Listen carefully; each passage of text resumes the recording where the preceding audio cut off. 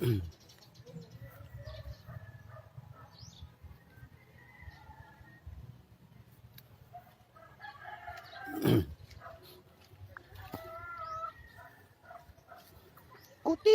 tik, tik, tik.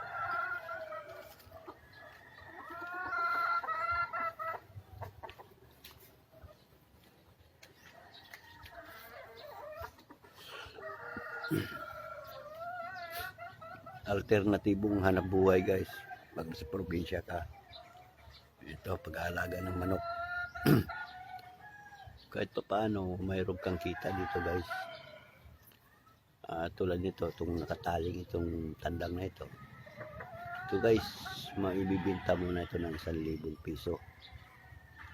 1,000 piso na ito guys. Dahil maraming naghahanap ng mga lalaking manok para panabong nila. So hindi mo naman kailangan magsabong dahil hindi ka naman marunong magsabong talaga. Alaga ka na lang.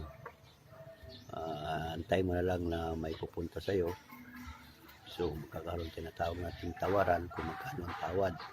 So pwede mo na ito sa maibigay na 1,000 hanggang 800 pesos. Yung isa yung guys, yun medyo magandang klase yung isa dahil mataas. Pwede na yun sa 1,000.